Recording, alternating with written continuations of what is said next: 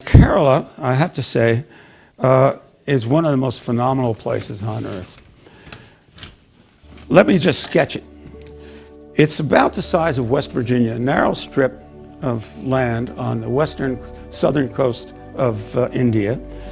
And in this country, this state, 32 million inhabitants are there, and 32 million exceeds the population of supersized Australia and Canada. And yet, in this very crowded piece of territory, where you have Hindus, Muslims, and Christians, substantial communities of each living side by side, that since Indian independence, the people live in peace. And there are several reasons, some economic, some cultural, and some unique, that explain it. But then you have something unique in Kerala, and that is that you have a communist party that chose the electoral path, unlike communist parties elsewhere. So let's speak to the man in charge. A short while ago, I spoke to the Kerala Chief Minister, Pinarayi Vijayan. He doesn't come often before the media, certainly not the national media. This is his first interview to a national channel. In fact, he's been coming every day on the Kerala local media. Appreciate your joining us, Mr. Vijayan, here on India Today. My big question, do you have enough supply? The World Bank estimates that if we have a worldwide flu epidemic, global wealth will go down by over $3 trillion. And we'd have millions and millions of deaths. It's a question that is being asked everywhere. You're a consumer state. Given the lockdown, 21 days, how are you ensuring that people will get food and other essential goods, Mr. Chief Minister? The source of the virus could be a natural epidemic like Ebola, or it could be bioterrorism. And so there are things that would literally make things 1,000 times worse. In fact, let's look at a model of a virus spread through the air like the Spanish flu back in 1918. So here's what would happen. It would spread throughout the world very, very quickly. And you can see there's over 30 million people die from that epidemic. Do you have enough supplies? It's a question that is being asked everywhere. You're a consumer state. Given the lockdown, 21 days, how are you ensuring that people will get food and other essential goods, Mr. Chief Minister? We are well equipped to deal with the situation. We have enough stocks of food grains and essential commodities, that is enough and more for more than 3 months. So the possibility of panic buying is also totally ruled out.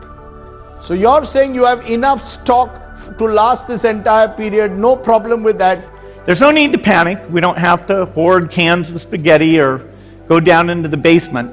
But we need to get going, because time is not on our side. The other fear, Mr. Chief Minister, is that in the coming weeks, there will be an exponential increase in the number of positive cases. We've already seen Kerala's cases rise manifold in the last few days. So you noticed that the curve was less of a sort of exponential curve than we might have feared in those early days. In some ways, there was never any exponential growth. From the minute I looked at it, there were never any 2 days that had exactly the same growth rate, and they were getting slower. Of course, you could have non-exponential growth where every single day they're getting more than exponential, but the growth was always sub-exponential. So that's the first step. Does your healthcare system have the capacity to meet the challenge if there is an explosion in the number of coronavirus cases?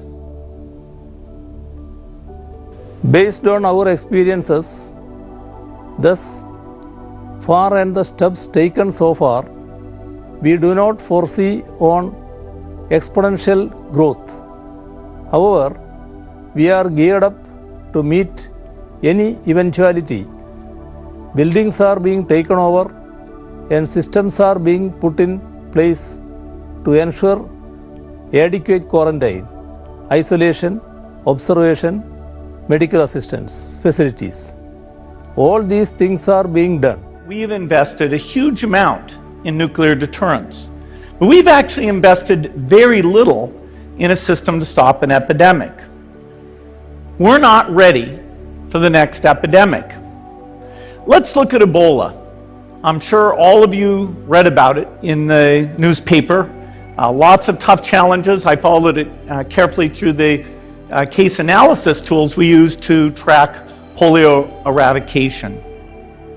And as you look at what went on, the problem wasn't that there was a system that didn't work well enough. The problem was that we didn't have a system at all. Already 1,60,556 beds have been arranged, and 20% of these have been specifically reserved for this. Additional beds are also being mobilized. Adequate number of ICUs, ventilators, etc. also are being arranged. As we are aware, we have clamped down a lockout all over the state on Monday itself. This is prior to the announcement of the national lockdown announced by the Prime Minister on Tuesday. We have done everything possible to see that the spread is curbed with these steps. You know, it's interesting, Mr. Chief Minister, you're saying that you announced a complete state lockdown on Monday itself. That's a day ahead of the Prime Minister's announcement. You know, I said this last week, what Kerala thinks today, India thinks tomorrow.